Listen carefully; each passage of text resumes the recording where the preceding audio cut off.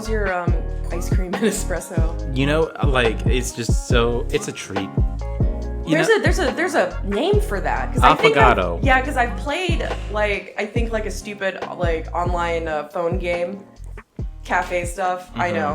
I know, it's absurd, but I'm very one of them was coffee over ice cream. I'm very happy I got the espresso thing. It's like I'm still drinking coffee, coffee, but having just a little shot in the middle of the day, and also putting in a scoop of ice cream. It's just it's like a reward. Delightful. Yeah. Delightful. Mm-hmm. And that's the espresso thing that Rose got you, right? Yeah, from my birthday. Thanks again, Rose. Of course. Mm-hmm. Rose is the best. Yeah. No, you guys are. Oh, stop. So much love. We haven't seen each other in a while, I feel like. Yeah. I don't know. We're recording on a different day today. Today's been a little funkier than usual. It's the morning. Yeah. It's the afternoon. Yeah, to me it feels like the morning. It feels like the morning for me as well. Mm-hmm. We're all just chugging coffee and staring at each other and shaking. Hot chocolate in my case. Yes.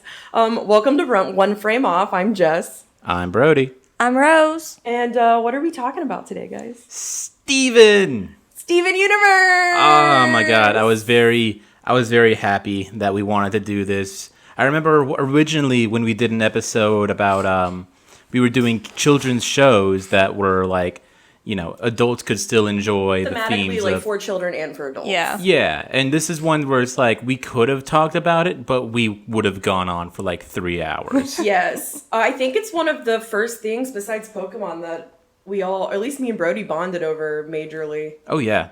Because us Steven Universe people, we're a very specific kind of breed of people. Mm-hmm. I specifically for the first time watching it, I think was almost 2 years ago, only a few months after I first met you. And my brother's fiance which is just hey, have you ever seen Steven Universe? And I'm no, I don't want to watch some dumb kid show. And then I just started crying and singing. Yeah, it's amazing. It truly is. I can't remember when I first started watching it, but the whole show hadn't been released yet. So I got in on about it halfway, I think. Mm-hmm. Rainbow, my roommate back in college, she hopped on the Steven Universe train as soon as it started. She just fell in love with it. Would always tell me, "Oh my God, Steven Universe is amazing." I'm like, okay. The only thing that I have hopped on early that before anybody else really knew about it or liked it was Rick and Morty. Really? Oh yeah. Yeah, I bookmarked. I watched the pilot on cable. Mm-hmm. When it came out, and I remember watching it and just being this is my new favorite fucking show. It just kind of came out of nowhere. It was I knew it was Dan Harmon, so I was down already. Yeah, I had known Community, but I didn't know Dan Harmon by name yet. Yeah. Oh, I definitely didn't know Justin Roiland, but now I think I vaguely knew Justin Roiland from Adventure Time. That's right. He was the Lemonhead guy. Yeah, and there's some connectivity with Adventure Time and Steven Universe, isn't there? That's a great transition. Yeah, we didn't even mean to do that, but I think it's a great segue. So, before I can talk about the wonderful show that is Steven Universe, I need to talk about the wonderful person that is Rebecca Sugar. Yes. Rebecca Sugar is a goddess. Oh yeah, straight up goddess. Goddess, queen, mommy, whatever you want to call her. She's amazing. Rebecca Sugar basically she just started at Cartoon Network in the first season of Adventure Time as a storyboard. She was just helping out with that, and then eventually people were just oh shit, they're amazing. Let's make her straight up storyboard artist. She was in that collective hub of people at that time. Yeah. Though. When I feel like Cartoon Network has a renaissance. Yeah. Every 10 years. Definitely. Or less, but you know what I mean. There's a few landmark shows you can think of, and she's been a part of all of them.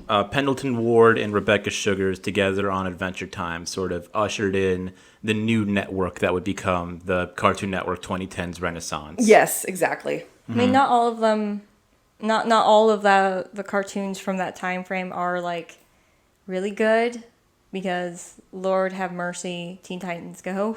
Yeah.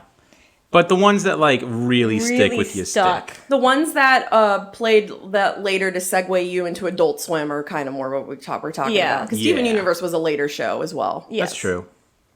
But anyways, Rebecca Sugars, also worth mentioning that she is, according to her Wikipedia page, the first non-binary person to independently create a series for the network that is Cartoon Network. Oh, hell yeah. Well, now I feel bad for saying her so many times. Well, that's the other thing I was going to say. According, again, to Wikipedia, she goes both by her, she, as well as they, them. So I think I'm... Okay, thank She, you. they is fine. She, they, Yeah, thank her, God. them. I'm probably going to flip-flop around a little bit. I will too, yeah. Yeah. She just said, she said non-binary, genderqueer, Okay, cool. bisexual. Oh, yeah, That's not super important, though. No, it's not. What's more important is what she's made in the universe. And after gaining a lot of good clout with Adventure Time, she's just like, I have this idea that I've been working on for a long time. I got the people, I got the funds, I got everything I need. I'm going to pitch the network Steven Universe. And thank God that they did. Thank God they did, and just blessing the whole world.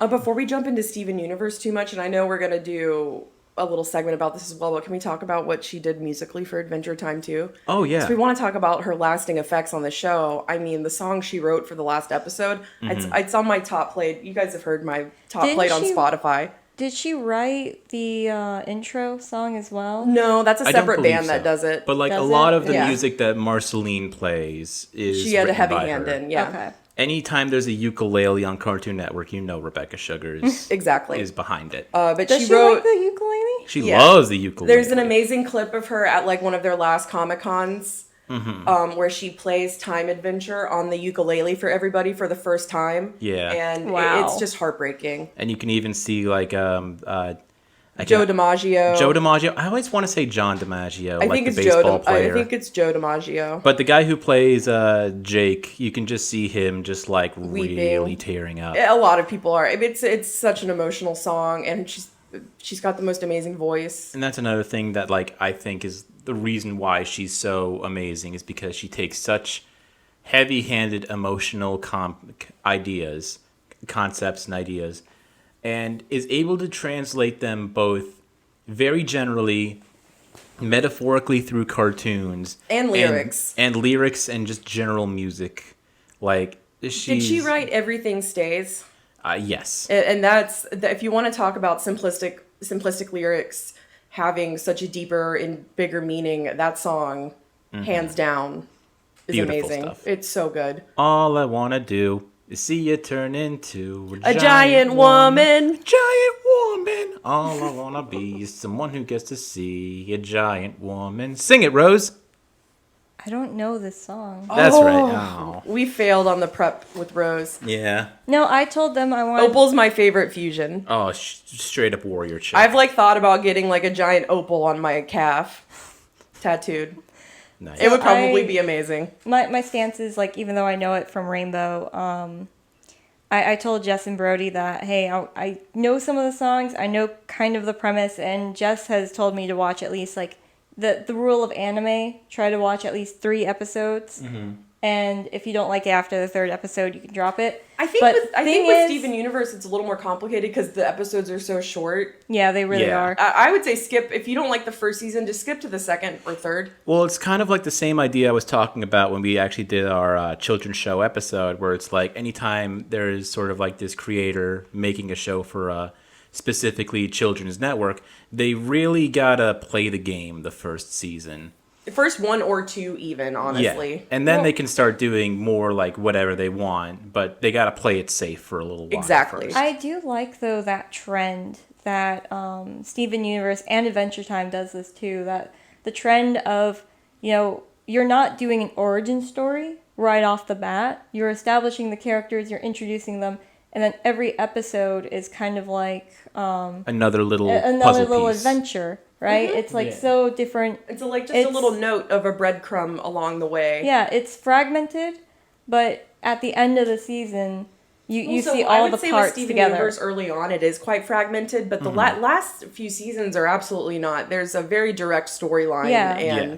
Well, Like, I mean, they it goes definitely- into... They well, make I a mean, lot of like with- mystery around some characters Yeah. that becomes like these big reveals. you will get to a point where it's like, I can't stop watching. Yes. Yeah. I need to know what happens. No, need to I know like that more. though. I like that trend because all the pieces come together in the first season, and then if they don't, the second season kind of puts them all into a shape where it's like, oh, I wasn't expecting that. Exactly. And then later on, it develops this whole story where the first season, whether or not it's important, like characters are repeated, then you get to learn about the backstory. So it's really breaking the norm for a lot of TV shows where it's just like... I'll say in a way that it does break the norm, especially in comparison to anime, because we were making that comparison, is that It is very filler animated. filler episodes in Steven Universe and Adventure Time are actually quite delightful, and I look forward to them. Yeah. They're really good. I do think it's funny. One of the points is, like, in a filler episode, especially in the first season, can be very silly compared to the grand opus that is the entire plot, because like, there's an episode where Steven gets abducted and has to fight a bunch of aliens who want to kill him for a war crime he didn't commit. And other times, he just wants to have breakfast with his friends. Yep. Yeah, and I like that. It does both. It does. Or he wants to throw every gem a birthday party, which is one of my favorite episodes. That one has actually, like, that gets dark. Oh, yeah. Well, my other, going back to anime though, like, in comparison, certain animes won't do this, but Steven Universe and Adventure Time did this, as well as Naruto and a handful of other. The filler episodes are actually important because they are referenced back. Most of the time, if it's just a random filler episode or a random holiday episode, never gets referenced again. But Steven Universe, because from what I know from Rainbow and from you guys, they go back to their filler episodes. So does Adventure Time. Oh yeah, there's always they a go detail back. or two. Adventure Time, it's more about the C, D, and E characters that get introduced in random filler episodes that will come back. And with them, it's like just they're so absurd. You keep track of them. They're Like cute, they learned funny. something that they didn't even know was like a major important detail. Yes. Yeah. Like Naruto did it, and it was really refreshing just to like hear that they're bringing back that trend. Because Naruto did it in the original series. Some of these writers are doing it. I can't say that it's literally just this one, I think, school of people that it's only like a function certain this way. selective... I can't say that I've watched too many new cartoons that I feel Yeah, I haven't seen any similar. new ones. Infinity Train, though, is a good one, though. Yeah, we talked about that on our... We've talked about that one, but like previous going episode. back to like filler episodes being Oh, referenced they back. broke the mold, but we don't need to talk about that today. Not Yeah. today. Today we're talking about Steven, and I figured like we've gotten some general opinions out, but it's probably a good idea to get a very general story out. The show is about the titular character Steven Universe living in a temple in the fictional beach city, and he lives with 3 gems: garnet, amethyst, and pearl. Gems are like they're alien creatures. But they're figments of light. Yes, Technically. projected through Projected their through the gem. namesake gem. Yeah, But they're solid. they're solid. They are like actual physical forms and stuff. But Can I ask a question? yeah, What is so Steven's dad? Greg Did Universe. Greg does he Universe. live with them? He lives in a van. Greg owns a car wash and lives in a van. He is literally not... I honestly, Greg's a wonderful father, but he is not in the mental... I don't know. He's a great father, but his lifestyle is not conducive to having children, I guess. Right. I think So, I can get to that later when Steven starts actually reflecting on his life. But for the most part, he lives with the gems. We'll touch on that more. Okay. Because Steven is partially his mother. Steven is an actual human being, but he has the gem of another gem. His mother, Rose Quartz, His mother, Rose Quartz, who sort of was gave... the leader of the Crystal Gems. Yes, the revolutionary force that went against their home planet and Yes. instead started to want... To protect Earth. To protect Earth and all of the life on it. She fell in love with Earth when she came to Earth, fell in love with humans and animals and everything on it. She wants to protect it. That's the Crystal Gem's duty, is to protect Earth. Yeah. And in doing so, she defied her home planet and... Everything that she was designed to do. Yeah. Wait, protect the Earth from what? Anything. So, gems aren't really born. They are manufactured. And I the don't way like they do that. that... The way they do that is in an area known as a kindergarten. A kindergarten, yeah. Which is basically just a big Mine. hole. It's a mine. It's a mine. For all intents and purposes, it's a mine. They make a mine somewhere on a planet and actually suck all the life force out of the planet and leave it just like this big wasteland. And every gem is kind of like developed in their own little hole. Yeah. And when they're done developing, they just pop out. Right. And then they're fully grown. They know their missions. They know what they're supposed to do. Yeah, each gym is kind of like, we could say it's like a Pokemon in sense. It's in a way. Well, in terms of like their abilities and their attitudes. Yeah, and they their have dispositions. they have a very roles. specific programming when Yes. they're made. For example, the character Pearl. Pearl is just generally like the servant class Yes. of gems. But they serve they serve higher up gyms though. Yeah, They're like Pearl butlers, was- sort of. they're born to be butlers. I thought she was a knight. She is a knight. She was part of the Crystal Gems who was saying, hey, fuck all of this, like, I'm born to be something. Rose Quartz appreciated human beings for starting small and then growing into what they want to be. Okay. She figured that was something worth protecting. Yeah. That pearl is different than most other pearls in that she had a fierce love for Rose Quartz. Oh, yeah. And This pearl they was... worked together in a different way. She was Rose Quartz's confidant. So every secret that she held, Pearl also knew. Yes. Okay. So in a way, if you called Rose Quartz a queen, definitely Opal would have been her knight and counselor of sorts. Yeah. Okay. Right But not hand. every pearl fulfills that role. Our gems on Earth are special. Yeah. Okay. So Rose Quartz decides she kind of falls in love with the idea of having a baby, but realizes as a gem she cannot do that. So, I think a lot of that had to do with her just falling in love with Greg in general, too. yeah, and just Earth life. Earth life. Greg really does represent, like, the freedom of the human spirit. Yeah. Okay. He is a very, I don't want to say immature, but just like, he's not like an adult. He's He's like, not No. prepared. He wasn't Yeah. prepared. he wasn't prepared. No. He was sort of like a runaway rock star. Drive your van into my heart. Is his hit single. He wanted to be like David Bowie, a David Bowie type character in the show that I forget. So he changed his name to Mr. Universe. Yes. Started making songs about space, and actually met an alien. Yep. Aw. Charmed And life. fell in love. Greg, for those who don't know what he looks like, his character design is amazing. He's like a slightly overweight, shorter man. He The tan wears lines. with a farmer's tan. He wears like I think a tank top or a shirt, Yeah. shorts, and socks with sandals. He looks exactly like a guy who's He's Homer Simpson-esque. he's a Homer Simpson beach bum, But he has in a good way. no hair on the top of his head and then just a long, righteous mane of hair. Oh, dude, yeah, like straight up rock star hair. Yeah, he's got rock star hair with none on top. But eventually they have the baby. So it's a mullet. No. He'd probably take offense if you called it that. He probably wishes it was a mullet, actually. Yeah. But they eventually had the baby known as Steven, who, like I said, is human but has Rose Quartz's gem right in his tummy. Yeah. Okay. Did we mention, I guess we should have mentioned that upon Steven's birth, Rose Quartz ceased to exist. Yeah, she like gives up her physical form. Her physical form to to- create him. to be Steven, Yeah. in a way. It's complicated. It is kind of complicated. I don't think they specifically went into how human babies are made from gems. It doesn't need to. I like to think that there's a reason for it, but they couldn't say it on Cartoon Network. Yeah. Because, like, they actually do, like, see a little glimpse of Rose when she's, like, preparing to have Steven and kind of takes on the pregnant belly, which I'm not sure if is, like, they actually did that or since gems can actually, like, shapeshift in some way. She like, did that She wanted to for be Greg. human. Yeah, exactly. Who knows? But the crystal gems are still around. The diamonds, they got really pissed off at all the gems that were on Earth, so they shot a laser that corrupted all of them. Yes. Rose was only able to save a few of them, Pearl, Amethyst, and Garnet.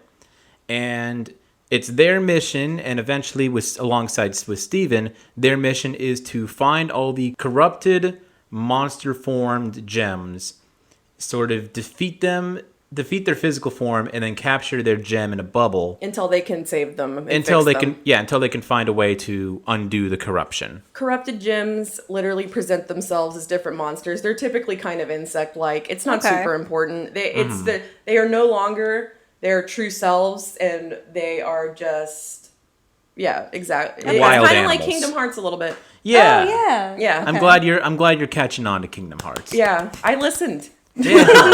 It is like Kingdom Hearts, though. Okay. Yeah. It's exactly like that. The darkness in their hearts. Yeah, exactly. Okay. So that's very much what season 1's all about. Like these random wacky adventures fighting these new monsters. Season 1's just like an introduction to everything. Okay. Yeah. And you get to see like what Steven's all about. He's a happy-go-lucky kid, super optimistic, loves the simple things in life like hot dogs and ice cream. And the bits of fries, the end bits. The bits. Give me the bits. Beach City is a wonderful place. There Yes. are different food, in particular, like the pier arcade area and all the different restaurants is where Steven kind of spends the most of his time. Yeah. His best buddies work at the donut shop, and Fucking Lars. yeah, Lars, and what's the other girl's name? Sadie. Sadie. I love Sadie. All his buddy, they're not his friends to begin with, but he just Lars definitely not. He interjects himself into everybody's life in the most wonderful way. Then there's the fish pizza place, The fish stew pizza. fish stew pizza, Family run and and operated. the fry shop. They all become a central cast of characters. It's wonderful. I like this place because it's very small town. It's you know? very small town. It feels real, but it also does still feel magical at the same time. In a way, like it's full of these lovely people. Yeah. And Ronaldo. Yeah. I fucking hate Ronaldo. Yeah, and Ronaldo, God. So does Steven have like We'd be friends a with best Ronaldo, friend though, or probably. something? I'm very glad you asked if Steven had a best friend. Steven's best friend is Connie. Connie. Connie Connie. You would be obsessed with Connie. Connie is wonderful. Connie, in the first time they met, is when Steven's trying to learn how to use the power of bubbling. Yes. Accidentally bubbles the both of them together, and just trying to fix that. Turns out Connie is very much an overachiever academic type, Okay. and learns very early on that she doesn't have too many outlets for friends. She's or Hermione activities. Granger-esque. Okay. Very Hermione-esque. That's a Yeah. good way of putting it. Okay. But later on, through friendship with Steven, she learns to become as kind of like an extracurricular activity. Sword fighting. Yeah, she becomes a straight up fucking warrior. She starts Oh, training the with song. Pearl. The song with Pearl. Yeah, you know that one. Yeah, I know the song. I don't know the name of it, but I know the song where it's like she's showing her how to sword fight, and Steven's concerned because like he doesn't want. Well, Pearl's Connie- just projecting so many insecurities on her the whole time. Yeah, Yeah. Pearl's got Like, if you were gonna be a no knight pun to intended, someone, got you a have- string of insecurities and faults and issues Oh of my her god, own. she's way more mentally unstable than Yeah, Anyone else. And Yeah. Steven's like, I don't want Connie to fall into that. Like, I want Connie to like help me out, but not like be my knight, quote Yeah, unquote. falling for Pearl's obsessive tendencies. Yeah. No, I know that. But bottom line is though, it's like Steven was wrong and Pearl was wrong. It's like ultimately up to Connie what she wants to do and how she wants to live her life and use her skills. And that's kind of where it leads. I think this is a great time to discuss fusion. Ooh, yes. So I've talked about a little bit about like the major plot. Because we can't bring up Connie and Steven. And we've mentioned Opal and not discuss what fusion is and what it means. Correct. Remember when I was singing about giant women? yeah. So gems have the ability to come together in synchronous to form one giant being from both of their gems.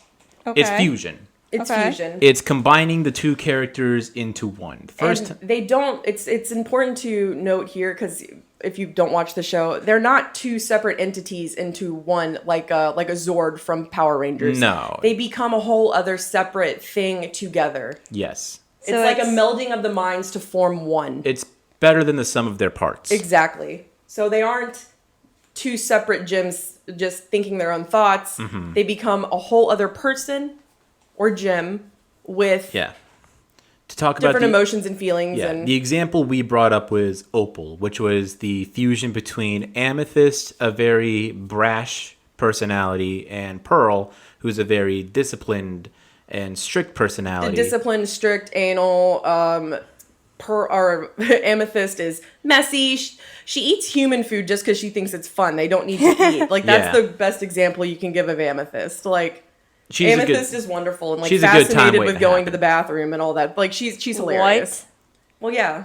She's a funny. They're she's fascinated funny. by bathrooms. They don't use the But you bathroom. put them Oh. together, you get like this 4-armed warrior chick. Statuesque and beautiful that they also combine their weapons together. That's true. Each gym has a specialty weapon, and in their fusions, they kind of combine together to make Yeah. other weapons. It's Pearl amazing. has a spear. Amethyst has a whip. They put them together to make a magical bow and arrow combo. Yes. Oh, that's actually really cool. It's Yeah. really cool. And it's the same with all the gyms when they fuse. They have different Mm-hmm. weapons they get out of it, and their personalities merge together to create this other beautiful being. Yeah. So you mentioned Amethyst, but what about, you mentioned like Stephen and Connie? Stephen and Connie, yes. So after learning about fusion, they clearly want to try and see if Stephen can fuse with anyone else. And at first, it sort of starts off with failure. They typically started off like if it's not like an emergency, they do it kind of like with a dance together. Yeah, in order for them to like fuse, they need to come in synchronous in some way, and the best way to do that is for them to dance together.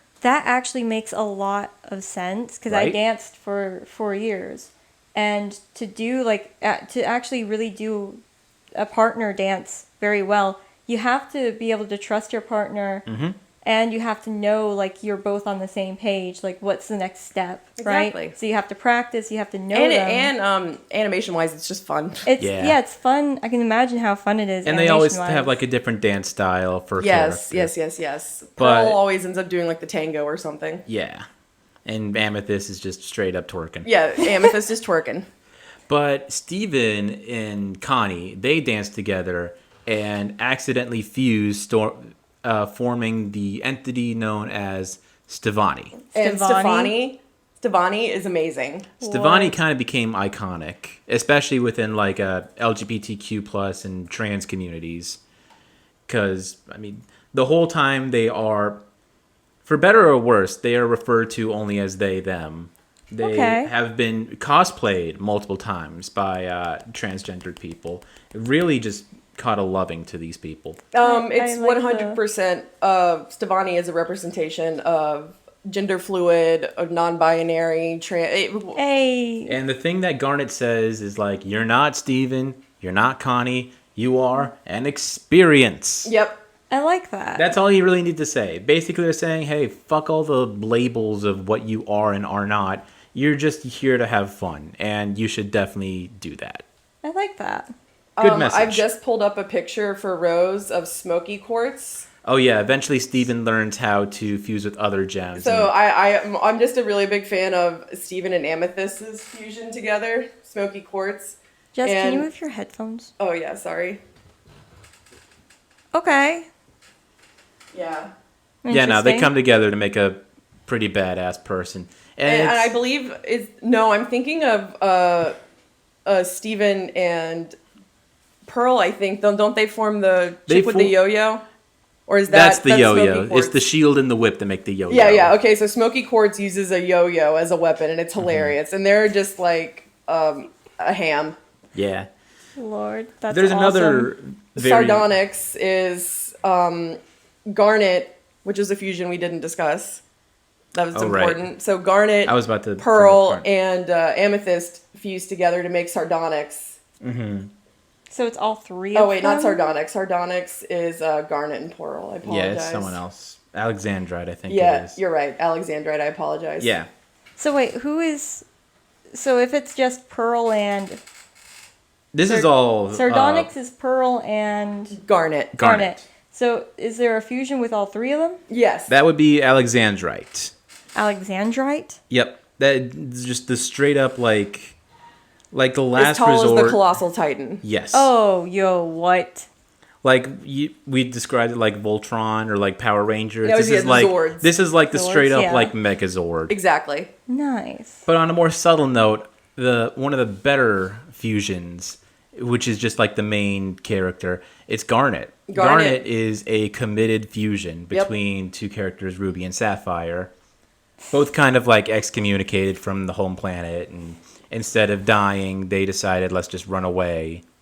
And then later on, committed to being this single person known as Garnet. Garnet. Yeah. One of my favorite episodes is actually I can't remember what Greg's going to pick up, but Garnet, Steven, and Greg go to another state to pick up something for the car wash, and they stay at a motel, and Sapphire and Ruby are having a fight. Oh, Right. I've seen this. I've seen clips of this. Yeah. And it's such a funny episode. It just to see the dynamics of the relationship separately, because it's always such a treat when you get to meet Sapphire and Ruby outside of Garnet. It doesn't happen that often. Yeah, if you haven't really caught on yet, Fusion really is just like a stand-in for sex, love, and intimacy. Yeah, sex, love, and intimacy, and just like it can even just be an overall visual representation of a strong relationship.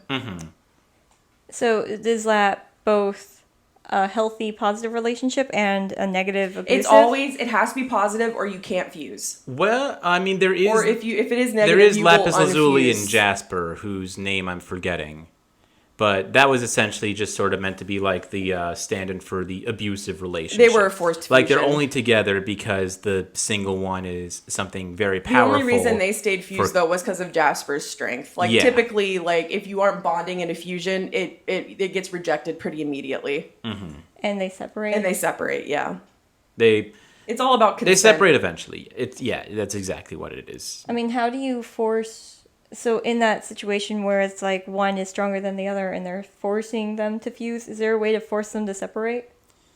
You could like beat them up. Lapis figures it out.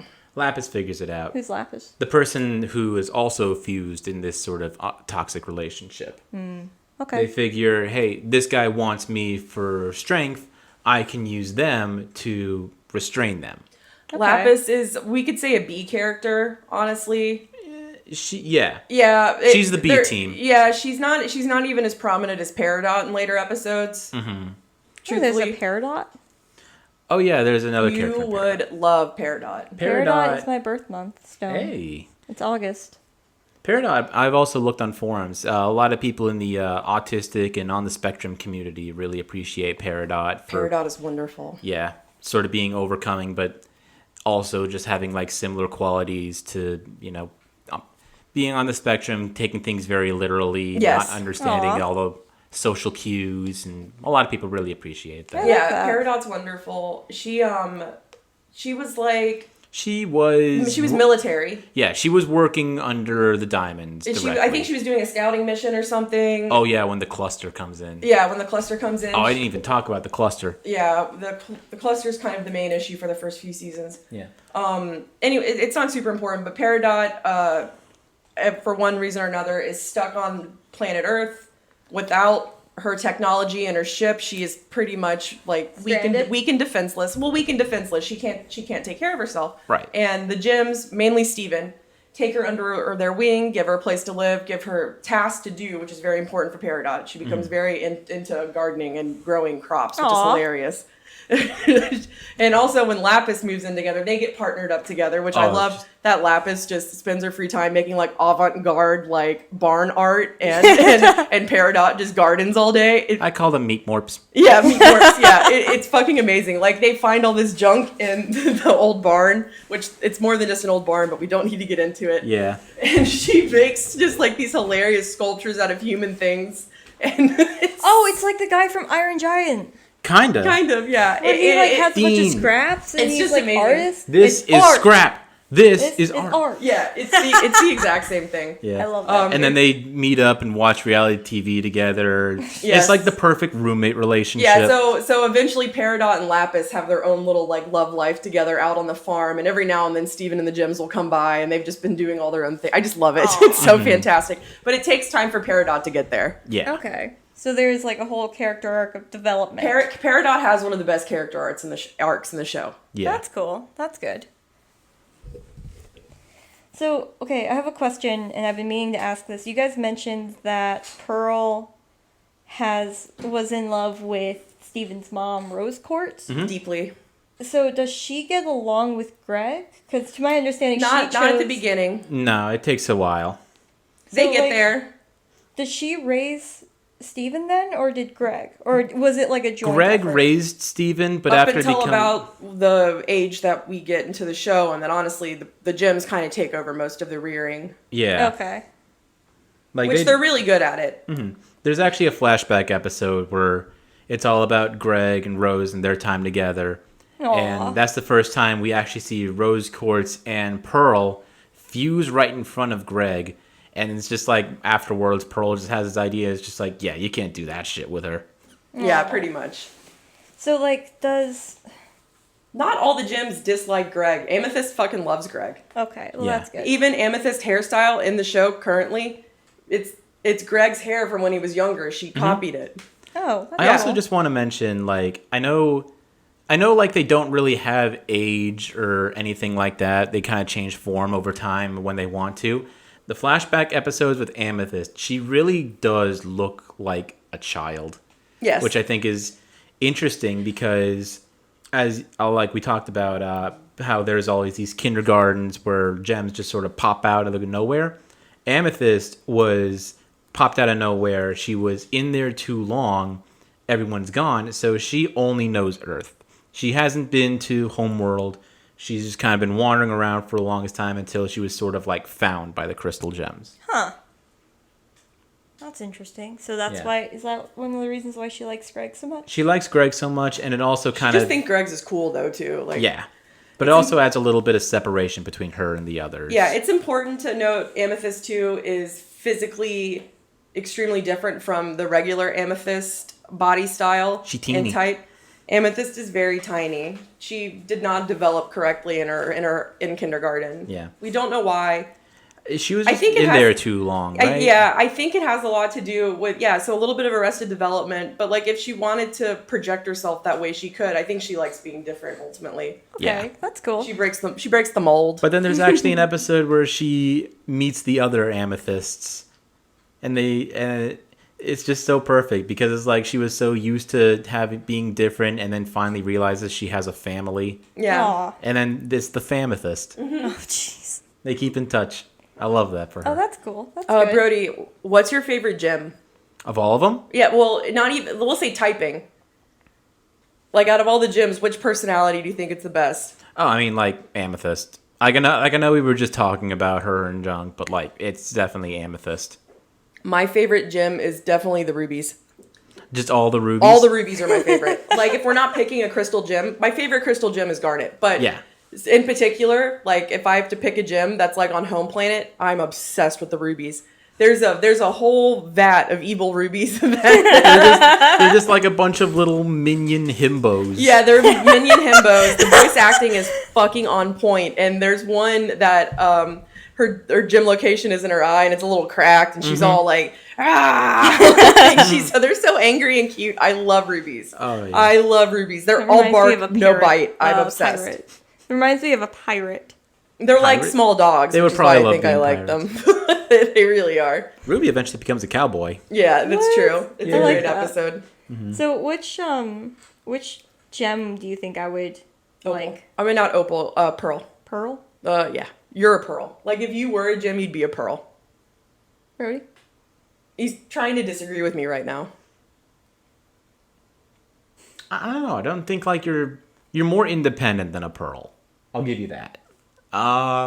Especially like homeworld pearls. Like about- No, not like a homeworld pearl. Yeah. None of us would be a homeworld if gem. yeah, you would definitely be like pearl out of all of them. What about sapphire? Or sapphire?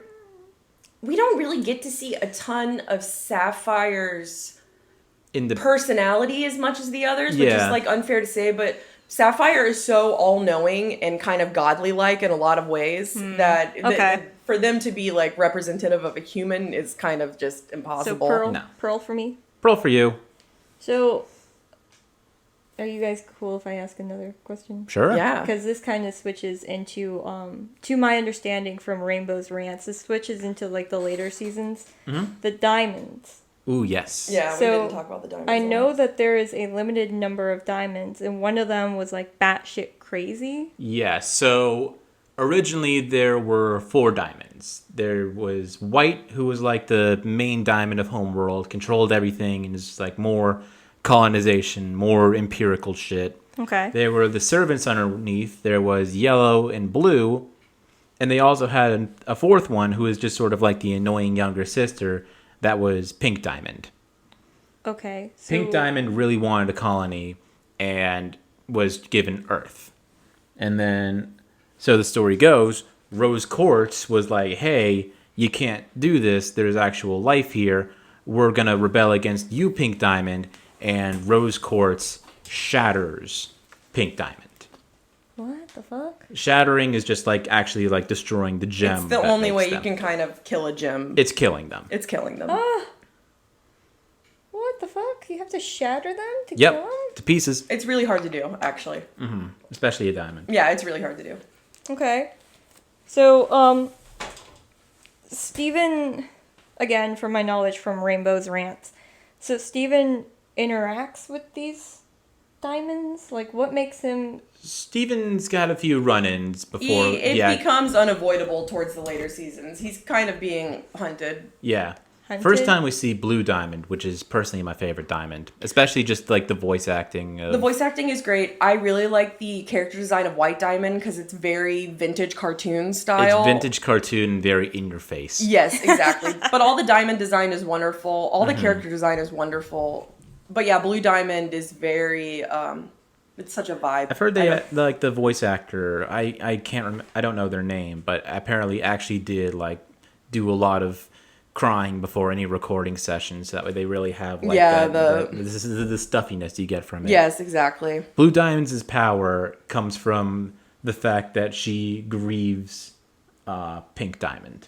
She has the ability to make others feel as depressed or bad as she does. What was her relationship with Pink Diamond? They were very close. They were very close. They were all very close. They were like the younger sister. Okay. But at the same time, they were not good to her. So Steven's mom shattered her? Steven's mom shattering her was eventually what set them off to being like, hey, let's try and destroy Earth.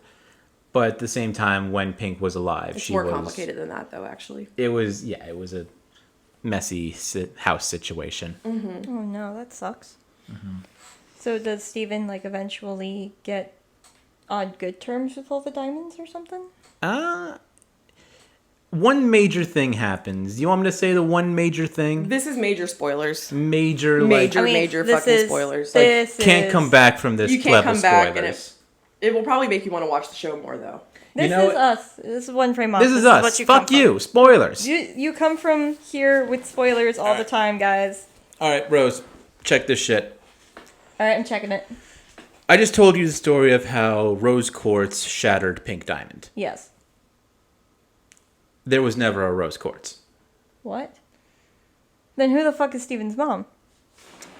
When Pink Diamond first learned to colonize Earth, she wanted to see it for herself when the diamonds first popped up. Okay. The first group of diamonds to pop up were Rose Quartz diamonds. Not diamonds, crystal gems. Rose Quartz crystal gems were just sort of like muscle bodyguards. And she's just like, I want to go down.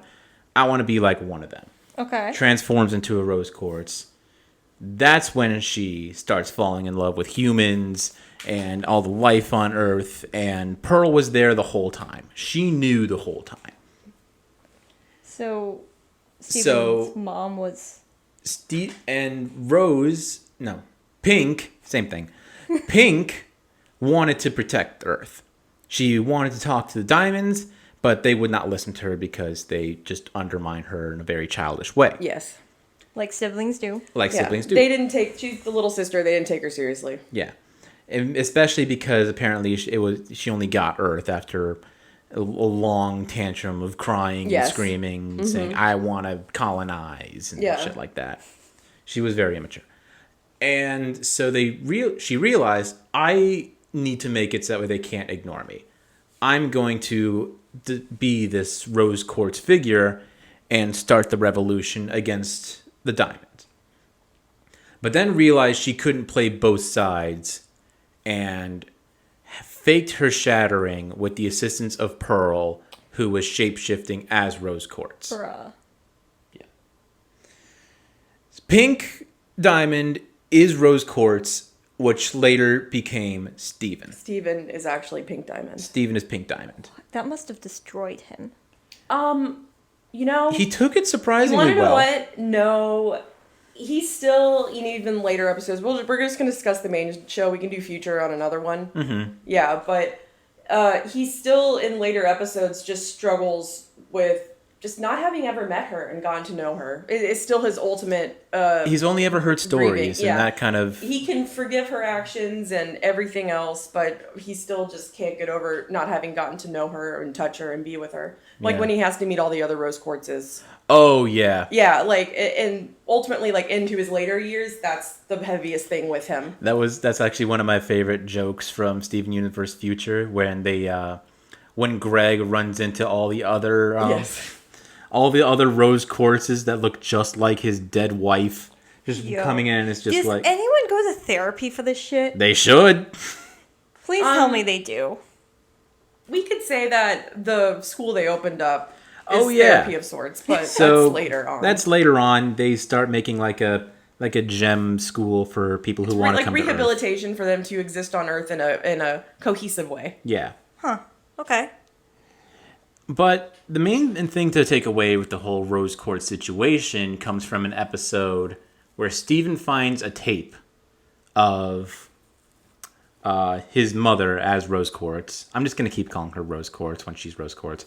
But just she made a VHS tape talking to Steven saying, I am going to love being you. And anytime you love yourself, just know that that's me loving you. Aww. It's the most amazing. I'm getting chills right now. Yeah.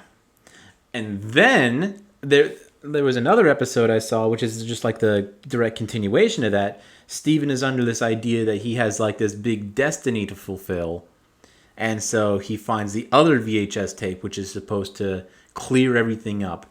And it's the same tape. It's his mom talking to her future child and just saying, Nora, I know you're going to be beautiful. And it's just like, who's Nora? Do I have a sister? And Greg's like, no, if you were going to be a girl, we were going to name you Nora. So the whole episode he's like agonizing over it. Agonizing over what his destiny is. And overall, the big conclusion is Steven didn't have any major destiny or life to live up to. Oh. All his mother wanted for him was to live a good human life. Aww. Yep. And one of my favorite songs from the show that the woman who voices Garnet is actually Estelle. She's a British pop singer. I think R&B and pop. Or I could be wrong. I think it's R&B and it's all pop. categories. I don't really know them. It's also similar to me at this point. Garnet has a really great song, and it's called "I Am Made of Love," which is like I think like the ultimate theme of the whole show. She's fighting the guy. She's just fighting this power hungry gem, and just like the whole time rapping about like I'm stronger than you. I'm stronger than you. I'm made of love. Aww. Yeah, it's fantastic. The show is so much about self-love. Love, yeah. The show really just does have so many themes to it that are beyond like what kids are usually learning in these shows. Like, hey, let's learn how to share and shit like that. No one cares about that shit. Teach kids about how to actually love themselves. Love themselves and love them around, and love those around you, and don't judge them so much. Right. Just kind of accept people as they come, and I'm which just is watching like ultimately what they all learn there too. And I'm just watching this shit in my 20s, and I'm like, oh fuck, why did no one teach me this? Yeah, it's like I watched Barney as a kid. Yeah, fucking hate Barney. I actually watched Blue's Clues as like a fucking teenager, but Blue's Clues broke my heart recently. You have a very fragile heart, I'm learning. Yeah. Steve being at the parade. No, I'm talking about Steve coming back and apologizing. For what? So for leaving. I didn't want to watch it. I would have cried too much. I would have cried too much. Because remember when Steve... that's what he apologized for leaving. So I don't think he realized that how many people our age, how much he fucking meant to us. Oh no, that's what he's getting at. That's what the point was. Like he comes back in character.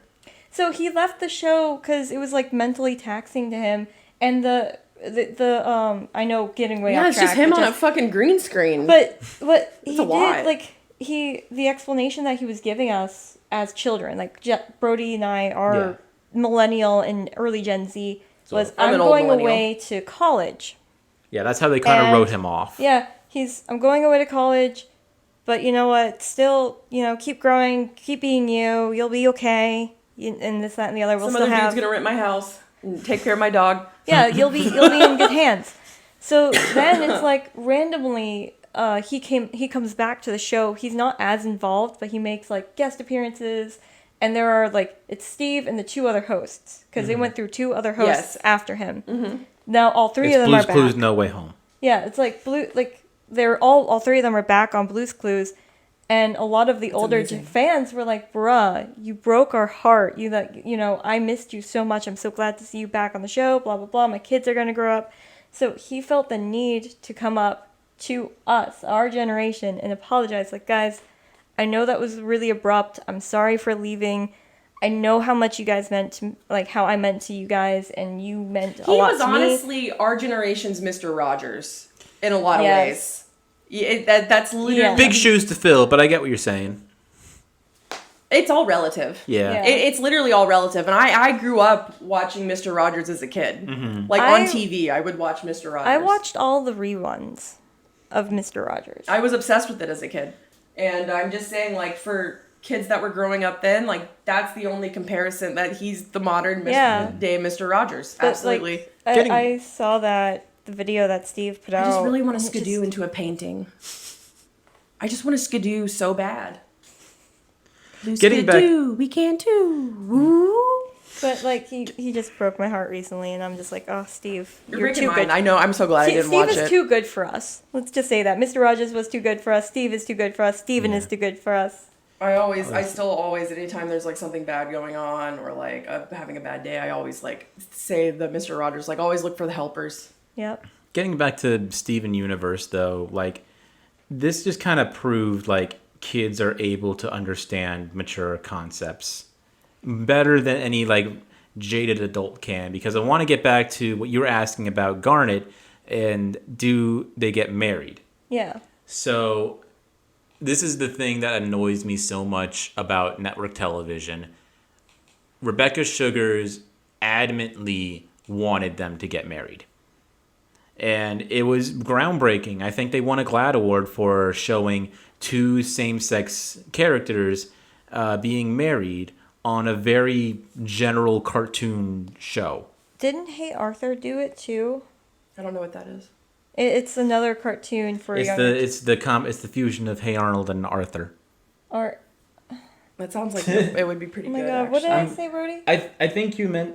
I think you said Hey Arnold and Arthur. I know like We're Arthur talking would. about Arthur because they had a same. Yeah, Arthur would later on have Hey one. Arnold is a different one. This one and was Arthur's done with now. Though. Arthur, They ended Arthur. Steven Universe was the first though, and so like Rebecca Sugars like really put her foot down, saying I want to do this, and every studio said the same thing. Hey, we're gonna lose so much international funding if you do this. People in China aren't gonna watch this. People in Russia aren't gonna want this. They're not gonna have it, and it's just like, so well, what? They can go fuck themselves. Yeah, this is what the character would do. There are plenty of other countries that. Yeah. Although I do understand that what China will buy and watch is actually it's hugely important. It's very. Yeah. It's why there's so many fucking Transformers movies. I've talked about this on this podcast before. Yeah. Anything with a fucking mecha, they're gonna love. And I get it, it sells. But I remember talking to y'all recently about it. I was like, I can't believe they made like 4 fucking Transformers movies. No one's seeing them except in China. Yeah. But I don't want to say that was what led to it being canceled. But they definitely had to rush the ending after that. They did, yeah. They absolutely did. Yeah, which sucks. I'm actually fine with it because I think the show is paced well. And I'm a big fan of ending a show when it should be ended and not drawing it out. Oh, yeah, no, that's such a rare thing. 5 seasons is honestly that sweet spot you need to go for anyways with any show. Mm-hmm. Actually, speaking of, didn't Adventure Time do something similar as well? In their last episode, they had Marceline and Princess Bubblegum kiss. Yeah, they had to move that one online. They had been canonly a couple for a long time. Yeah, and they did the same thing with Korra and Asami at the end of they had to move that one online as well, right? But Marceline and Bubblegum being romantically evolved has been a breadcrumb drop since the first season. Yeah, second season at least. You can definitely tell the narrative of both of those examples is they wanted that to happen, but the network was against it. So it's like, okay, we're going to put it right at the end so they can't cancel us for it. Yeah, exactly. We're already ending, so goodbye. And then, like, also, just another show I talked about on this show, The Owl House. They currently have, like, 2 of their main characters in a relationship. Very young girls, same-sex relationship. and it's beautiful. Love it. And I'm just starting to think, like, our kids can just handle that. I don't know what the people think that we're trying to be protected from. It's the adults who can't handle it and want to protect themselves. Look, Exactly. guys, ultimately we are a nation founded by Puritans. There are a lot of people who are very, even if it's not religiously, just very conservative in this country. And it just is what it is. And there's not a lot we can do to change their opinions of their comfortability, but thankfully we are heading in the right direction is all we should focus on. Not all states are heading in the right direction. That's true. There is still like a lot of Florida has kind of been fucking up. Also, I have a great concern with Disney. I really am greatly concerned with Disney, especially with Percy Jackson coming to Disney Plus. That's now been confirmed. They're doing a lot more casting stuff. Nico D'Angelo, my favorite character, he's gay and has a boyfriend. A lot of the community members on the Percy Jackson side are very concerned about what Disney will do. Yeah, they could like Nico sanitize that. Yeah. How important is his relationship to his character and his arcs? Highly. Like, that is in the second, like, the Percy Jackson series, this series after, it's highlighted a lot more. You get, like, breadcrumbs in Percy Jackson, and then in the second series after, my whole thing is that if it's paramount to the plot, leave it in. Yeah. I also don't really think that including, I think just in general, and unless the show is like Steven Universe where it is about love, a lot of relationship stuff can just be kind of cut out in general. Heteronormative or not. Like, I think it's overdone. I really hate it. It bugs the hell out of me when it's like forced romantic relationship, and you can tell it's forced. It's like, leave the characters alone, guys. That's kind of what I like about Steven and Connie, where it's like in future they are like an actual couple, but like throughout the whole run of the original show, the only title they really have for each other is best friends. Yeah, that's nice. It's way more healthy. It's how the strongest relationships are usually formed, anyways. Yeah. But all we can do is hope that it goes in the right direction. Yeah. I just mean overall, attitudes are changing, but it just, you can't change everybody's mind. No. Not all at once. A lot of people are just products of their parents and their environment too. Yeah. They really are. I mean, we have Cartoon Network, Rebecca Sugar going in the right direction. Pixar is going in the right direction as well. Of course. Hopefully that can change their mind. Well, they wrote a letter to Disney and was like, what the fuck are you doing? Stop supporting this because you're hurting our employees who are part of the LGBTQ plus community. And they publicly published that letter too. So we've got companies... Disney's going to play ball with Pixar. They're going to. Oh, they have to. They have to. Yeah. The only kind of good stuff is coming out of Pixar. Oh, yeah. Can you imagine, though, like, I just really hope sometime in the future, like, instead of having the conversation of someone saying, hey, my pronouns are they, them, and then just, like, some dude scratching his head and being absolutely befuddled by it, someone saying, hey, I'm they, them pronouns, and being like, oh, just like this cartoon character. I know exactly what you're talking about. Yeah. That's how a kid would relate to it, absolutely. Yeah. I really appreciate Rebecca Sugar adding that in Steven Universe. Where just so that way it can, like, translate over to real life and people can realize. Was it Steve? They're still a person. Stevani. I appreciate that character a lot. I really do. Stevani's wonderful. Yeah. Very well beloved. Yep. And loved by everyone that they meet in Beach City as well. Yeah, they go to party. Yeah, everybody loves Stevani. The community, we keep talking about, was it Beach City? Mm-hmm. So what is the community like with Steven and his dad and all the gems? Like, we talked about Connie. They're really accepting. They honestly don't even ask enough questions, in my opinion. That's actually the funny thing. Roll with it? Yeah. Yeah, there's no quote-unquote traditional nuclear family in Beach City. No, it's always there's not. A single father or a father and a grandmother raising the kids, and then there's Onion. I was going to say the Onion family. And he's just kind of like doing his own thing. Onion is actually one of my favorite characters. And then Sour Cream. Sour voiced Cream. by Brian Posehn. Mm-hmm. Yeah, Sour Cream and Onion. And then there's they have their stepdad. Yeah. That's a ship captain. I forget his name. I forget his name too. And then the mom is hilarious. Oh, Vidalia. Yeah, Vidalia. They all have Onion names.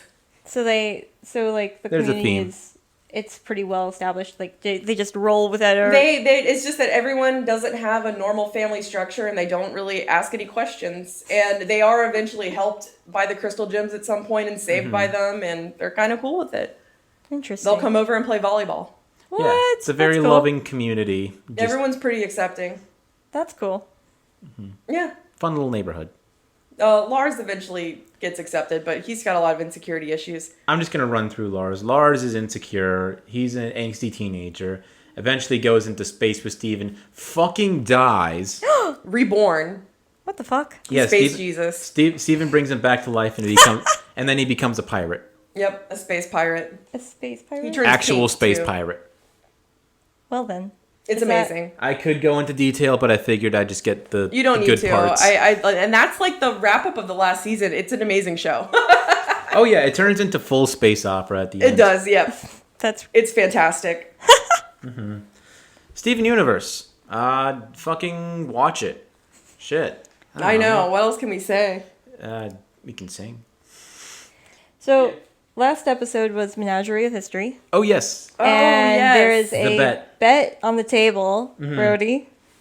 Okay, so I've had like a full week to think this over. You really have had a full week. For those who don't remember, I had to come up with my explanation for the would you rather question.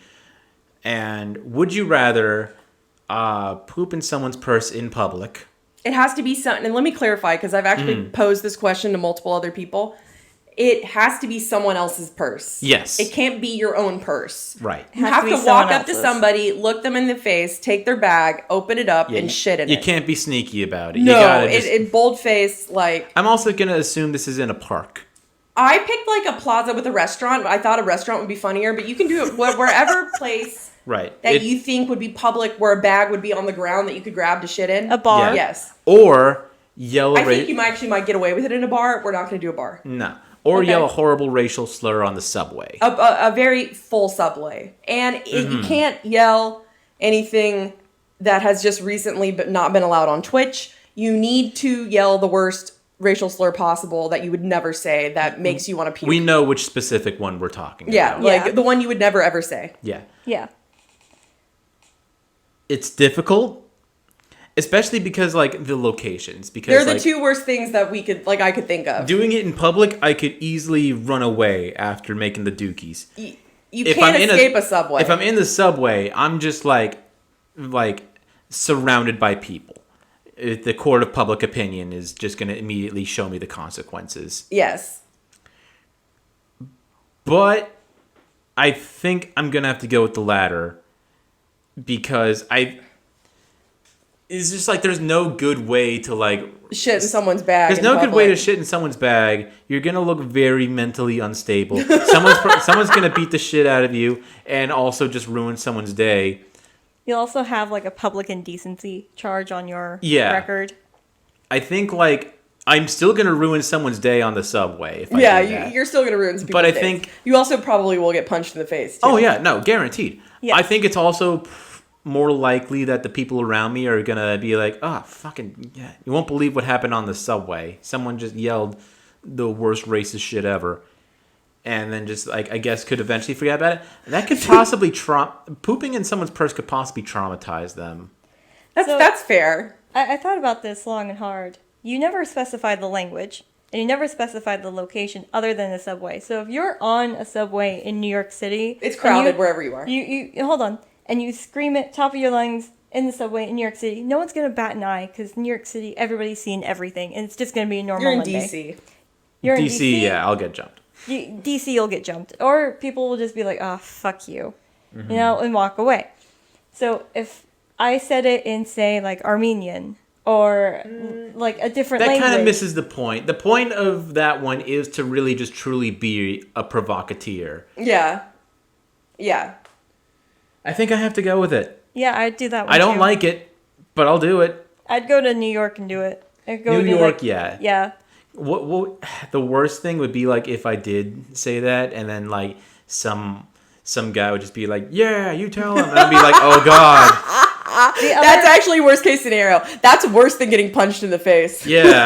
But here's the thing. My other way around Come that- here, brother. See you at the Capitol. yeah. See, The other way around that though is like pretend to be on a phone call and like the person can't hear you, so you say something that's similar, but it's not it at all. A completely different word, unrelated to it, and you start like raising your voice. We're slowly. adding a lot of caveats, but I know that like if I personally was bet to do it and I had to do it, like a gun was to my head, I would immediately just go around. I'm like, sorry, I have Tourette's. I'm sorry, I have Tourette's.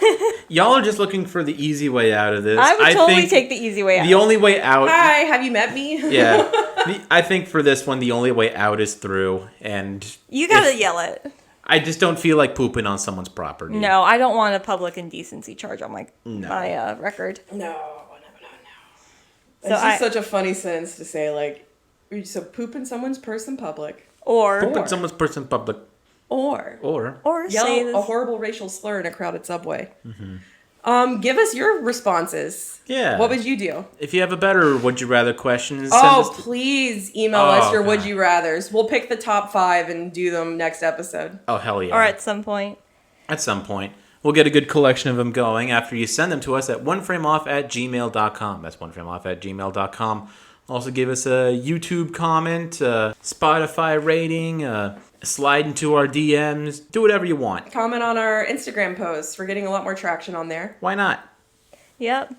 And Jess, you get to pick the next Menagerie of History episode topic. Whenever that it may be. Yes. It'll probably be serial killer related. Of course. Anything else we want to say about Steven Universe? Nothing, just thank you, Rebecca Sugar. Thank you, Rebecca Sugar. Rebecca Sugar, you're amazing. Thanks for listening. Bye, guys.